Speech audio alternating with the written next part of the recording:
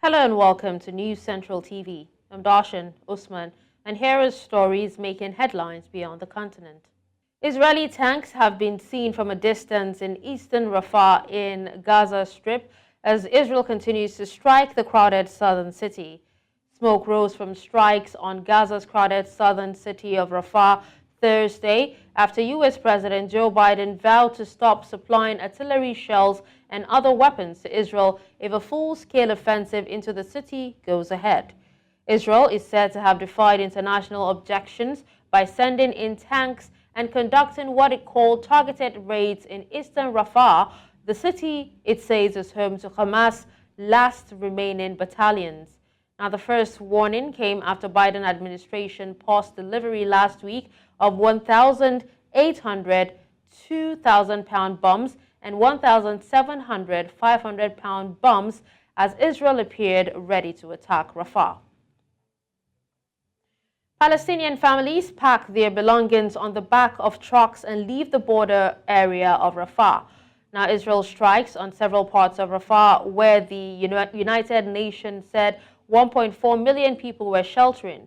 Following Israel's incursion into the southern Gazan city, U.S. President Joe Biden has vowed to stop supplying artillery shells and other weapons to Israel if a full-scale offensive into Rafah goes ahead.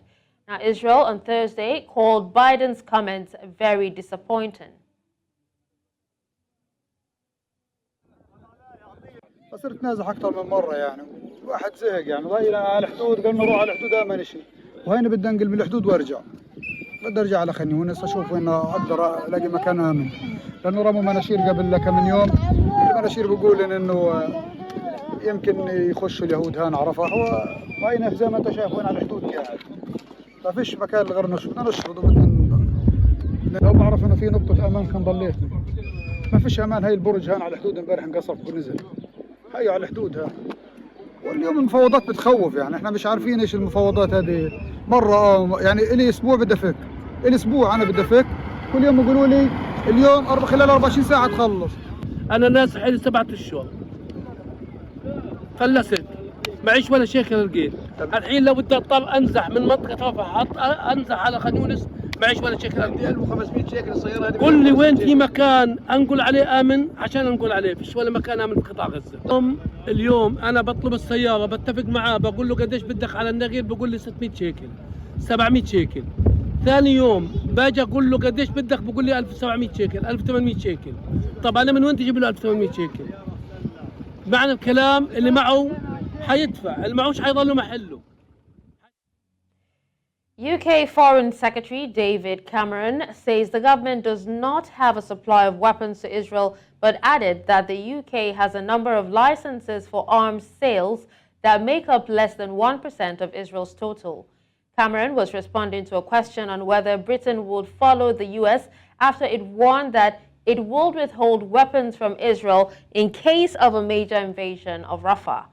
Now, the former Prime Minister added that the UK does not support a major operation in Rafah as it currently stands and will not until it can be sure there is a very clear plan for how to protect people and save lives. Cameron also added that security was one of the UK's priorities. As Israel seeks to defend itself and bring the hostages home, while innocent citizens in Gaza endure a crisis that will only worsen if aid cannot reach them safely.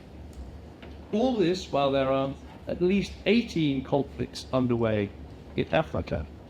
This is a world more dangerous, more volatile, more confrontational than most of us have ever known. And we need to face up to that fact and act accordingly. First, we need to make security our top priority. If you want a picture of the dangers in the world, you can actually look right here at home in the last few months. Sir. Attacks on our democracy from China, including spying on the Electoral Commission and cyber targeting of our members of parliament.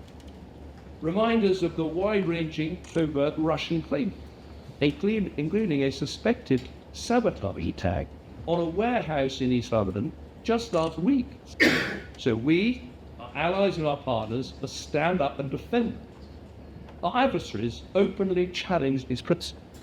They have no qualms at distortions and even outright lies in the media. And they use new tools and techniques to distract and mislead. We must be bolder in combating their poisonous methods of. Now joining us on the news to discuss this is Otumba Olabode Oseni, political and public affairs commentator. Hello Otumba, thank you so much for joining us at this time. Thank you very much. Good evening. Thank you for having me. Good evening. So now, considering the recent pressure from the U.S. to halt arms sales to Israel, do you think the U.K. will review its own policy on arms exports to the region? Let's start by saying that the security of all countries all over the world is key to world peace. No doubt about it that Israel might want to choose to fight the war to finish. But the truth of the matter is it's not going to go down well with many other countries that have been supportive of Israel. So the way things are, each country, especially the supporting countries to Israel, they have different arrangements, how they want to support Israel morally, physically, and militarily, and so on and so forth.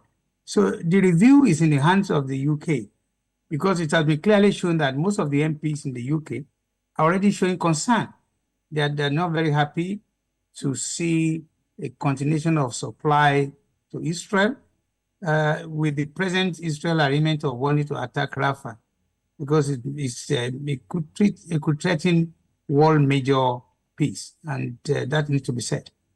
All right, so can you explain to us further the factors that the UK government considers when issuing arms export licenses to Israel, especially in times of heightened conflict? Good. Let me put it this way. Most countries do supply.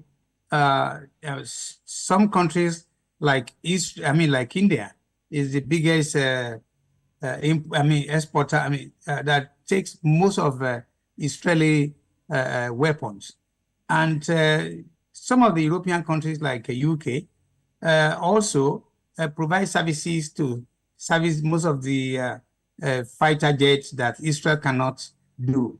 So there are different kind of military arrangements. It varies from one country to another. Whereas like America will just supply bulk of different kind of armory, and Israel will now take care of the rest. So the way things are now, UK has a problem, because less than 1% or whatever it is a large amount of money that UK is going to make from supplying Israel. So that also needs to be considered. But at the end of the day, it looks like countries that are supplying weapons now need to rethink, need to appreciate that world peace is in the balance now. All right. Now, Otumba, how does the UK balance its strategic relationship with Israel, with concerns about human rights and civilian casualties in the region?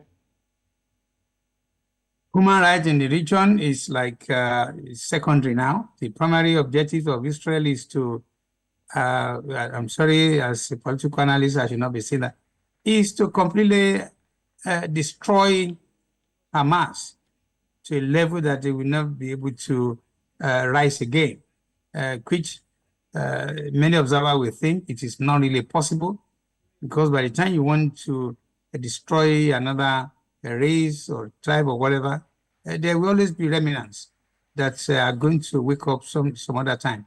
So there's no moral guidance, there's no moral compass as to how a country like UK want to support. They want to do it on their own way.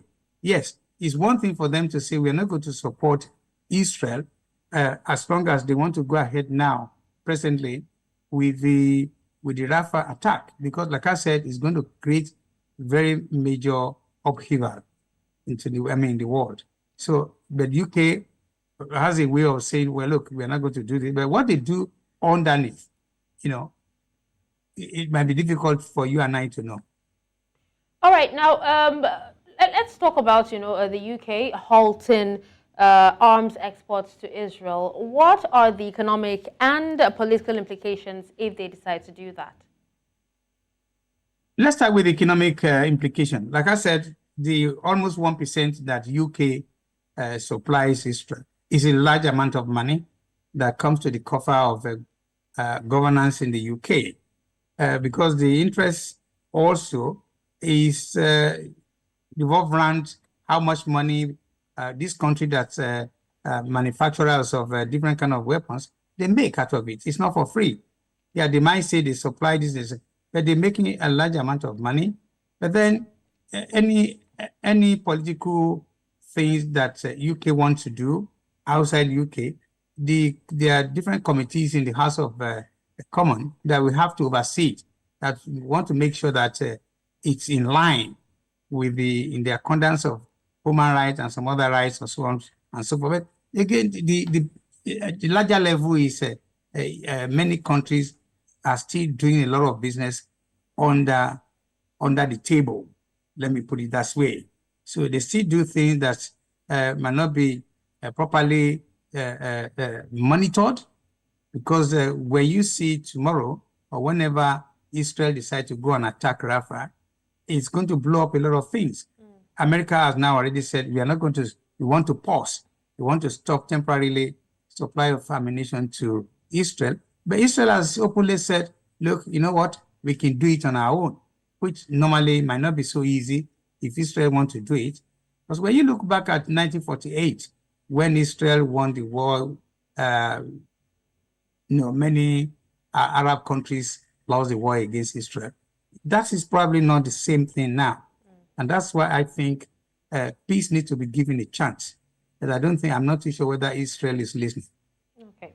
Well, thank you so much, Otumba, for your time and speaking to us on this. Thank you very much for having me. Thank you. Have a good day. With that, we'll take a quick break, and when we return, Beyond the Continent continues. Stay with us. Welcome back. German Chancellor Olaf Scholz urges voters to cast their ballots in defense of democracy as postal voting for June's EU elections begins amidst attacks against several politicians in Germany.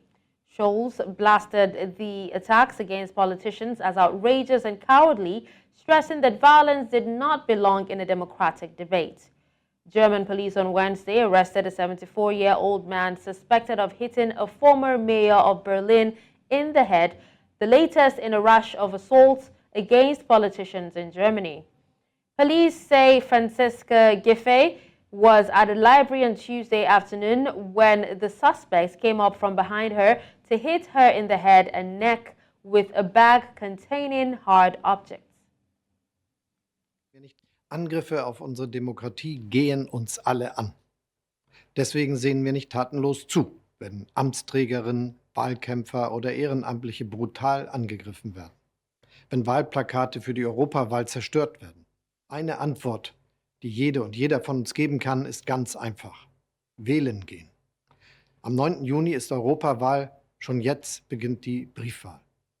Erstmals können in Deutschland übrigens auch die 16- und 17-Jährigen abstimmen.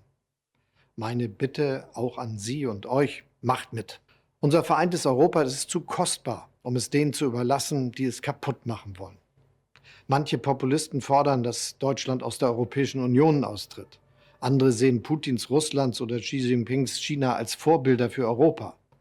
Und wieder andere wollen die EU rückabwickeln. Was für ein selbstzerstörerisch. European Parliament Chief Roberta Metsola has urged Europe to follow through with the aid it promised to Ukraine and increase support to the war-torn country. Metsola is in Kyiv on Europe Day to meet with Ukraine President Vladimir Zelensky, who praises European efforts but says Russia had used delays to gain momentum on the battlefield. Ukrainian officials and soldiers have repeatedly warned they lack ammunition to defend themselves against sustained Russian assaults as the war stretches into its third year. On Wednesday, EU member states agreed to use billions of euros in profits from frozen Russian central bank assets to arm Ukraine and fund its post-war reconstruction which Kyiv had been pushing for. Also painfully aware that Ukraine urgently needs more equipment and air defense systems to defend itself against the aggressor. We Europeans need to deliver. We need to take responsibility. We need to intensify our support and deliver on our financial support. І ми фіксуємо це. Так, є поставки, але не ті об'єми, які були, слава Богу, ще раз, і вдячні ще раз, але не ті, які були проголосовані. Як тільки вони дійдуть, ми зупинимо їх ініціативу на сході держави. Безумовно, користуючись цим моментом, вони збільшили свої війська на півночі, на сході нашої держави і, безумовно, всюди, не тільки Донбас, Харківський регіон, Сумський регіон, вони всюди щось збільшують, скажу вам чесно. Оце їх реальне відношення до миру, реальне відношення до боротьби з нацизмом. Оце реальність, вона ось така. President Vladimir Putin, in his address to his army commanders, said Russia needs to modernize its weapons so it is one step ahead. Putin added that Russia will use whatever foreign parts it can get to make its weapons despite sanctions.